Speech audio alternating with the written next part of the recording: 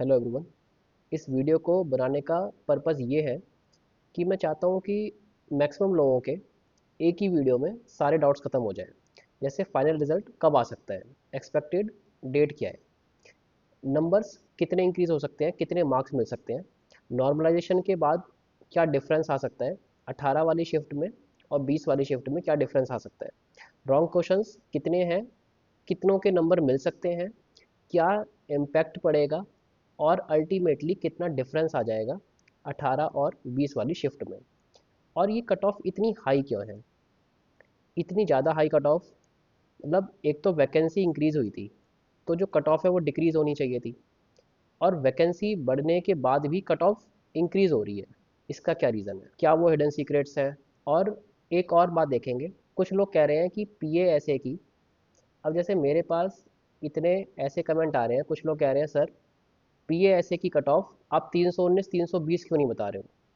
तो देखो, उसके लिए तो सिर्फ मेरे पास एक ही आंसर है कि अगर आपको 319 और 320 में आज पीए ऐसे लेने पड़ जाए ना, तो देखो जॉब सारी वैल्यूएबल है, लेकिन पोस्टल असिस्टेंट अगर आप 320 पर लोगे तो जीएसटी इंस्पेक्टर कब लोगे?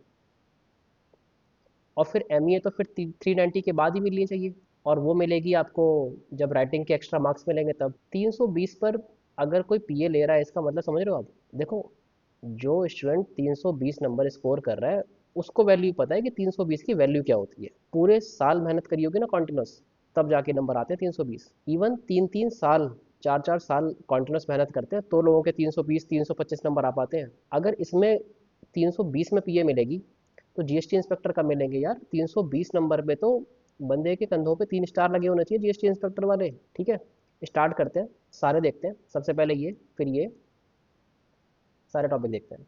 अब देखते हैं कि एसएससी सीजीएल 2024 का जो मेंस हुआ है उसका रिजल्ट कब आ सकता है। देखिए, जितना मुझे पता लगा है, आपको रिजल्ट 12 मार्च के आसपास मिल जाएगा। और अगर बाई चांस 12 मार्च के आसपास ही आपको रिजल्ट नहीं मिला तो फिर मोस्ट प्रोबेबली आपको 18 मार्च के आसपास मिल जाएगा। और अगर हम एक दूसरे तरीके से देखें, जैसे सी जी एल 2022 23 और सी एच एस एल 2024, तो इसमें जो गैप था पोस्ट प्रेफरेंस फॉर्म और रिजल्ट के बीच में, वो 12 से 13 दिन का, इसमें भी 12 से 13 दिन का गैप, और यहाँ पर 7 से 8 दिन। ठीक है, तो मोस्ट प्रोबेबली चांस किसकी है इसकी, यहाँ पर नहीं आ पाया तो यहाँ पर। अब यही है कि आपको या तो होली से पहले मिल जाएगा या होली के थोड़ा दिन बाद। अब देखते हैं कि इस बार सी जी एल 2024 में इतनी हाई कट ऑफ क्यों जा रही है। अनएक्सपेक्टेड है ये।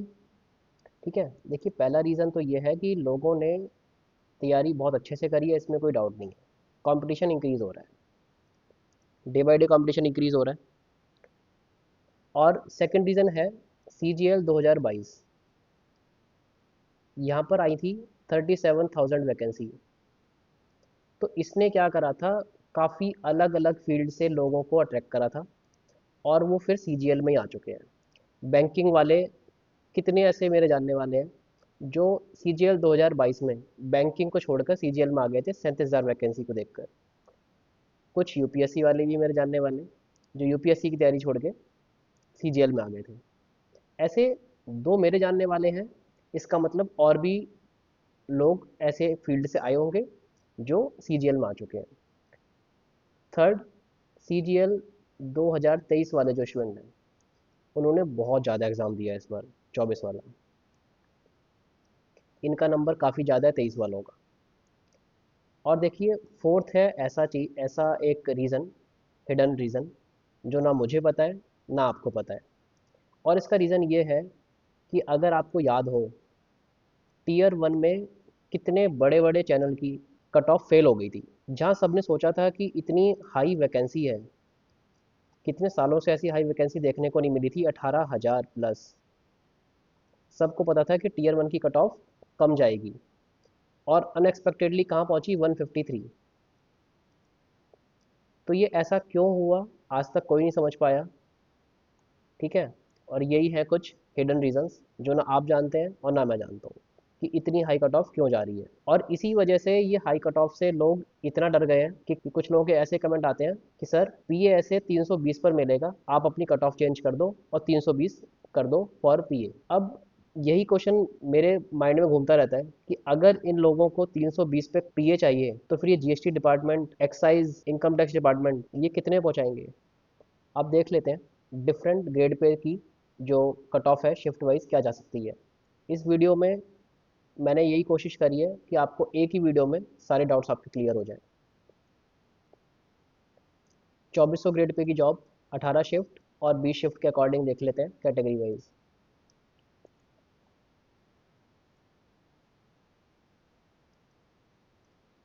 देखिए 2400 की जो स्टार्टिंग होगी वो पोस्टल असिस्टेंट और सॉर्टिंग असिस्टेंट से होगी। तो आप ये मान लीजिए अगर 2400 ग्रेड पे की जॉब चाहिए तो अप्रॉक्स आपके 310 नंबर के आसपास है तो आपके जॉब मिलने के चांसेस होंगे। ईडब्ल्यूएस में 307, ओबीसी में 307, एससी में 289, एसटी में 276, यूआर में 314, जनरल कैटेगरी फॉर अगर आपका एग्ज़ाम 20 तारीख को हुआ है। ईडब्ल्यूएस में 311, ओबीसी में 311, एससी में 293, एसटी में 280। ये नंबर है जिसमें आपको 2400 ग्रेड पे की जॉब मिल सकती है। बाकी +-2 की रेंज रहेगी। पॉसिबल है कि इसी रेंज में आपको नंबर देखने को मिल जाए। अब देखते हैं 2800 ग्रेड पे की जॉब शिफ्ट वाइज, 18 और जिनका एग्ज़ाम 20 तारीख को हुआ है। General category, EWS, OBC, SC और एसटी। ये 2800 में कौन कौन सी जॉब आती है, जैसे ऑडिटर और अकाउंटेंट, जैसे सीजीडीए डिपार्टमेंट और यूडीसी। तो जनरल कैटेगरी में अप्रॉक्स आपके पास 315 नंबर होने चाहिए। EWS 314, OBC 314, SC 295, ST 287। General category में अगर आपका पेपर 20 तारीख को हुआ था तो 318 number, EWS 317, OBC 317, SC 298, ST 290। इसमें भी आप +-3 की रेंज रखिए। अप्रॉक्स आपको इसी रेंज पे नंबर देखने को मिल सकते हैं। अब देखते हैं 4200 ग्रेड पे। ये वो जॉब्स हैं मोस्टली जो असिस्टेंट वाली जॉब होती हैं और एसआई की जॉब भी इसी में आती है, सब इंस्पेक्टर। अगर आपका एग्ज़ाम 18 तारीख को हुआ था तो जनरल कैटेगरी में अराउंड 320 नंबर, ईडब्ल्यूएस में 318, ओबीसी 317, एससी 302, एसटी 296। और अगर आपका एग्ज़ाम 20 तारीख को हुआ था तो जनरल कैटेगरी में 324, ईडब्ल्यूएस 322, ओबीसी 321, एससी में 306 और एसटी में 300। इसमें भी +-3 की रेंज में आपको मिल सकती है। अब देखते हैं लास्ट 4600 ग्रेड पे, जिसमें आपको जीएसटी डिपार्टमेंट, ठीक है, ये एक एग्जांपल दे रहा हूँ, बाकी बहुत सारे एग्जांपल हैं, जैसे प्रिवेंटिव ऑफिसर हो गया और एग्जामिनर, एमईए, सीएसएस, जितनी भी जॉब है 4600 वाली सारी। 18 तारीख और 20 तारीख।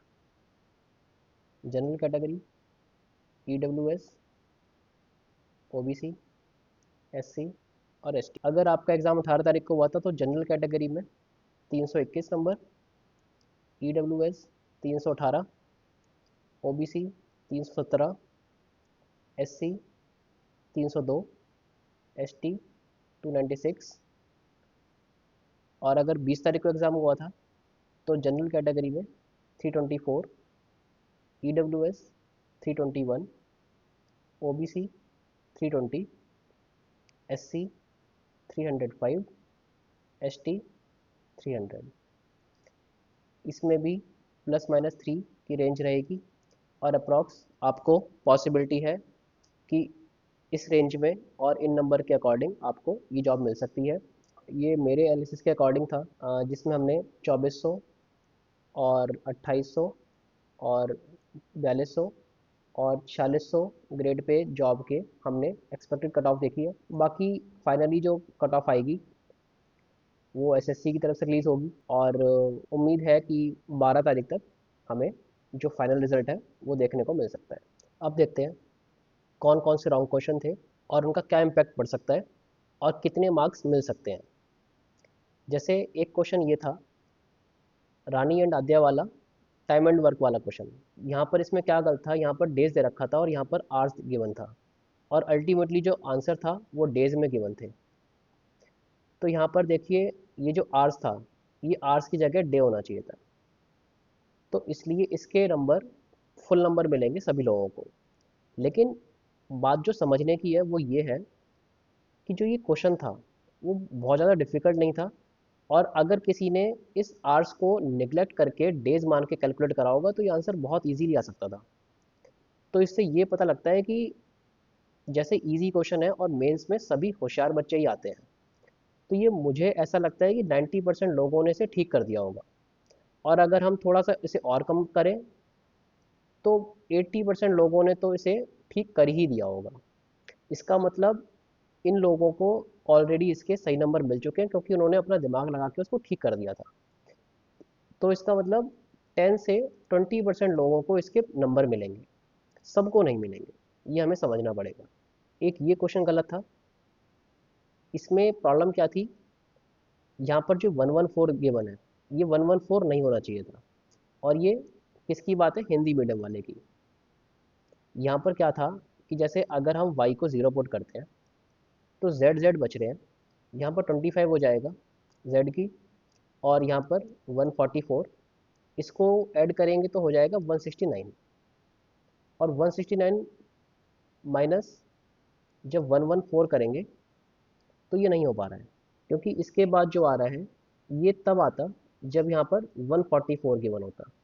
169 माइनस 144 आ जाता 25, और 25 यहाँ हो जाता मैच। ठीक है। अब एक बात और बताता हूँ आपको मैं, ये क्वेश्चन उसने सही कर दिया होगा जिसने y की जगह सेकंड मेथड से z को 0 पुट करा होगा। तो यहाँ पर क्या आता है 144, यहाँ पर 25, 144 और 25 को ऐड करेंगे आ जाएगा 169, और यहाँ पर ये आंसर मैच हो जाता है। इसका मतलब देखिए क्या समझ में आता है, एक तो इंग्लिश मीडियम वाले लोग और हिंदी मीडियम वाले लोग, इनको नंबर नहीं मिलेंगे क्योंकि इनको ऑलरेडी नंबर मिल चुके हैं। बचे हिंदी मीडियम वाले, हम मान के चलते हैं अप्रॉक्स 40% से 50% लोग हिंदी मीडियम का एग्ज़ाम देते होंगे, मान के चलते हैं फॉर एग्जांपल। और हिंदी मीडियम में भी अगर किसी ने अपना बहुत ज़्यादा टाइम लगा के इससे कर दिया होगा तो उन्होंने भी ठीक कर लिया होगा। तो अगर यहाँ पर हम बहुत ही कम मान के चलते हैं, 10% लोगों ने अगर ठीक कर लिया होगा तो अप्रॉक्स 30% लोगों को इसके मार्क्स मिलेंगे। तो यहाँ पर भी ऐसा नहीं है कि 100% लोगों को मार्क्स मिल रहे हैं, सबको नहीं मिल रहे हैं। एक इस क्वेश्चन में डाउट है, ये जो पूछा था average of first 92 even numbers. अब देखो ये क्वेश्चन जो है, अगर कोई नॉर्मली अगर करना चाहे, जैसे हम लोग पढ़ते हैं कि एवरेज ऑफ इवन नंबर्स, तो n+1 पढ़ते हैं, तो n+1 से डायरेक्ट फॉर्मूला लगाओ और ये आंसर आ रहा था। लेकिन अगर हम किसी और एक वे से देखें तो ये क्वेश्चन गलत भी है, क्योंकि इवन नंबर्स यहाँ पर कुछ स्पेसिफिक नहीं बोला हुआ है। तो लोगों को डाउट है कि ये कि क्लियर क्यों नहीं बोला गया, हमने नेगेटिव और पॉजिटिव भी लिए। इसका डिपेंड करता है एसएससी पर कि इसके मार्क्स वो एक्स्ट्रा देंगे या नहीं देंगे। चांसेस काफ़ी कम है इस क्वेश्चन के नंबर मिलना। अगर हम ये भी देख लें कि इसके नंबर अगर मिले तो दोनों शिफ्ट को मिलेंगे, क्योंकि ऐसा क्वेश्चन दोनों शिफ्ट में आया हुआ है, 18 में भी और 20 में भी।